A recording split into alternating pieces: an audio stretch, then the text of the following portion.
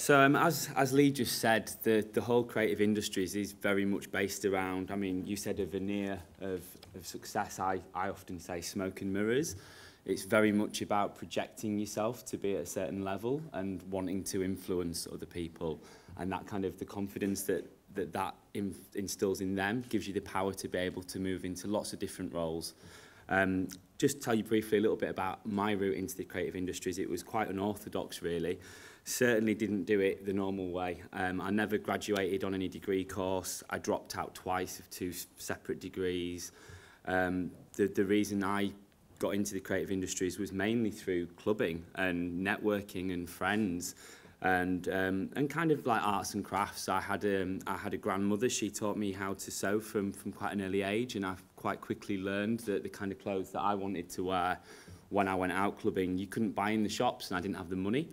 And I quite quickly, you know, cottoned onto the fact that I could knock out three T-shirts on a Saturday afternoon, and that would pay for my entire weekend. The people that I met in nightclubs in the kind of like late 90s very much influenced my design aesthetic, and also gave me the confidence and the contacts to be able to turn what I could do in quite a novice way into a business, really. I've always been quite entrepreneurial, and one of the first degrees that I didn't complete was a business studies degree. It wasn't for me, but there's some of the skill set that it gave me has been transferable into my role now as creative director at Aqua. And I think that's where a lot of creative people do sometimes let themselves down. It's tricky. I don't think the two skill sets often go hand in hand.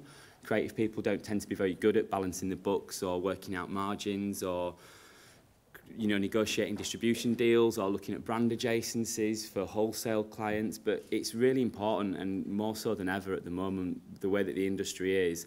I think it's quite, if I could give any piece of advice, it's really important that you get your head around the business of the creative industries, and it's not just about being a designer. It's great to have really, you know, great ideas and be really creative, but it has to translate to something that people can buy, because if you can't do that, then how are you going to pay your rent and how are you going to pay your employees' wages? You have to be able to find a way to translate it commercially. I started back at Aqua 7 years ago, and back then we just had one store in Leeds, and the store was an independent retailer, and we sold other designers' labels. And I quite quickly realised when I was working with the brand then that we weren't making enough margin doing that, buying other people's products and selling it on, there just wasn't the cash in it.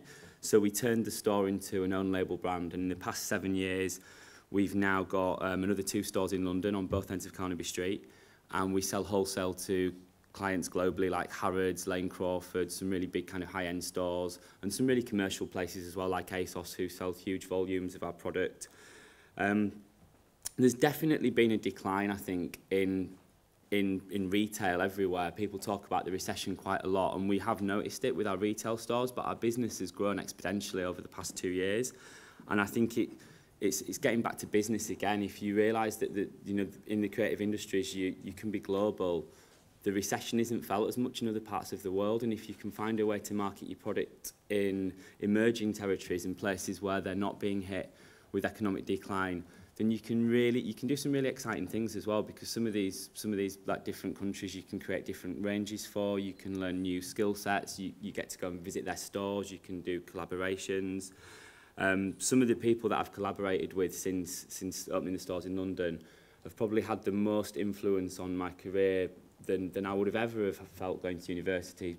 I can't emphasise as much as you can collaborate with other people. I think everybody that's talked today has kind of mentioned that, and it's key to putting yourself in a position where you can learn things from other people that you might not have necessarily picked up, and it's also like it's really cost effective, it's free, you can help people out, they can help you out, and you can create things, whereas you know, that can cost a lot of money sometimes, paying for top photographers or stylists to come in and do certain projects. You won't have the opportunity to do that often, but if you can collaborate, sometimes people are willing to do things for free if you can trade off some of your skills.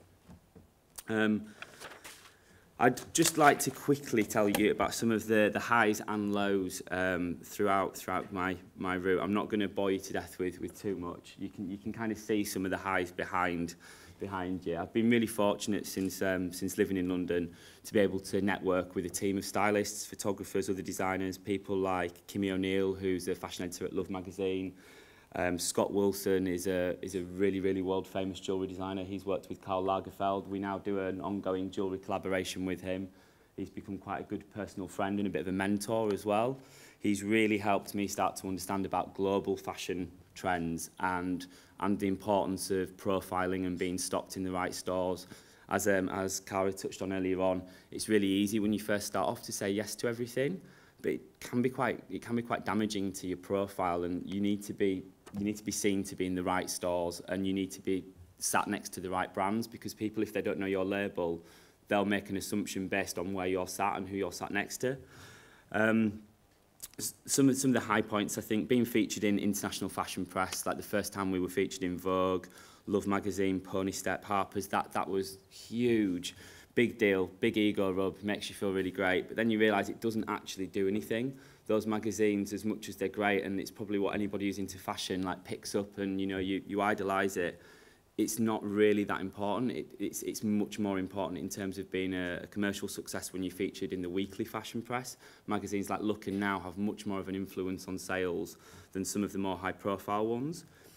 I think some of the low points in the past 7 years, the long hours, the not having any money, the being let down by manufacturers, the kind of, the steep learning curve, how when you think you're having lots of success, you realise that there's actually quite a lot that you don't know, and you have to pick it up really quickly if you want to stay around on the scene.